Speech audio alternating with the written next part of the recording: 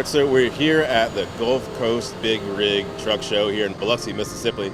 Bob, pleasure to meet you. Now, what are we standing in front of? Tell us about this girl here. That's a 1979 cabover Freightliner, obviously. It's the 104-inch cab, so it's the biggest cab they made, to my knowledge. It showed a white Freightliner. A friend of the trucking industry, Kevin Young, this was his father's truck, belonged to George Young out of the Los Angeles area. It's originally a Keep On Trucking Incorporated truck. They had a fleet of many trucks. I don't know the exact number, but according to Kevin Young, there's only 6 left in existence. One being the one Kevin has. He recently had the motor rebuilt in, according to Facebook post. And his is 84. And here again, this was a 79.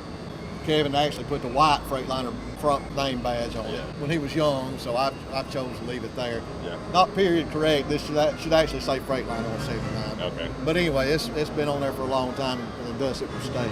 Is this still the original paint and everything here? For the most part, it was actually born green and white, and early in its life, the first year or two, back in that trucking era, if you leased a truck or fleet lease to a company, you went with company colors, and it's my understanding that's what was done here. Was it was placed into company colors. Okay. The hot rod people use the term retro mod, kind of what's been done underneath the truck. Okay. M14 Select Plus, 5 1/4, 18 speed, big drive line, late model rear cutoff.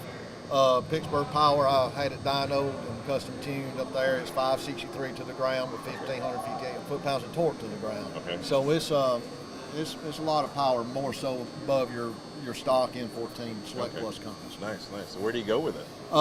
Travel northeast, about anywhere I want to. I'm retired from the Alabama Highway Patrol with the State Troopers Highway Patrol Division. I also have a parts business, and we do custom exhaust, and we'll do the installations. And, Okay. I'm a vendor for some Roadworks products and some other manufacturers, and nice. so we do that at home. So when I'm not busy with that, I try to get away and truck a little bit. Okay, I got so you. It's where time allows me to go. I'll go out. And here recently, I was out for 15 days. Okay. So when you're out on the road, what type of freight do you carry? Flatbed, and I do also have a dry van. Okay. But I choose the flatbed more so for the race, and I just enjoy the flatbed side of the industry. We'd like to understand how people got into trucking. So what led you along the path to own a truck and go trucking when you had a career prior, that was completely, something different?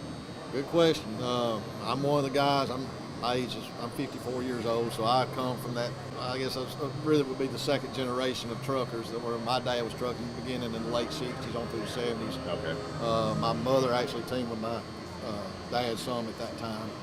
So, and my uncles had fleets of trucks, so I grew up around that. Yeah. And but I was later, as I grew up, I was pushed into doing something different. Okay. And or just don't truck. They didn't care what else it was. Yeah. But in my law enforcement career, I had days off, and I would start helping some owner operators out. And I did drive some company trucks too. But as time went along, I eventually bought a 73 Model 352 Peterbilt from Turlock, California, nice California West Coast truck, a lot of frame under from the factory. I ran it in 2015, and somebody bought it from me, so I'm going to try something different. So I got a Freightliner. So why go with cabovers to begin with? My mom and dad made a new truck purchase in 1973, and it was a 352. Okay. So I guess that just always was my first love was the cabover and the Peterbilt, the 352 Peterbilt. Okay, you're smiling pretty wide, telling that story, huh? Yeah. You got some good memories about that? I do. Yeah. What are some memories?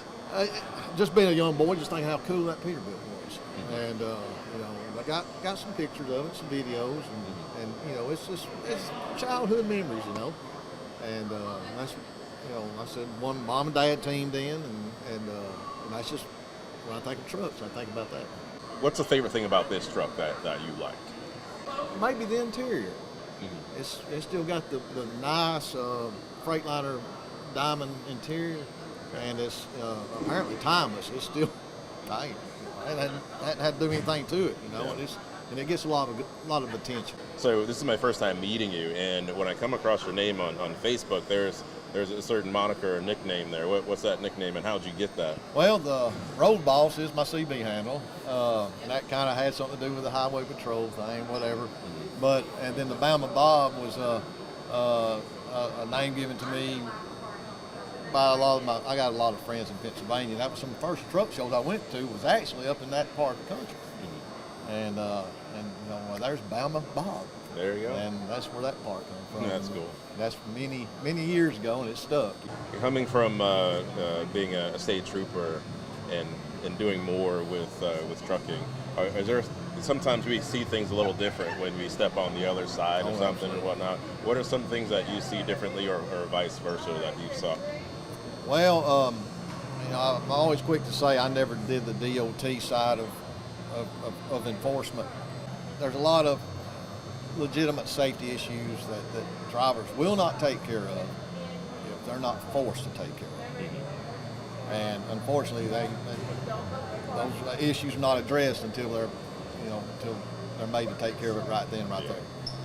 From what I've seen and the people I work with, it never was an intent to put a hardship on a driver, you know, at that point in time. But it also encourages one to keep their trucks maintained. Yeah. And I can see that side of it. Now, with me in a truck now, regular, you know, yes, I keep heavy maintenance schedule on mine, and I do everything I possibly can do. Now, I mean, I don't want to be nitpicked no more than anybody else does. So that's the side. That's where I'm seeing things now. Is like, well, this guy's going to inspect my truck. He's going to try to find something, and you know, and so now I'm the one day you're a cowboy, one day you're an Indian. You know, a responsible driver will keep his truck up.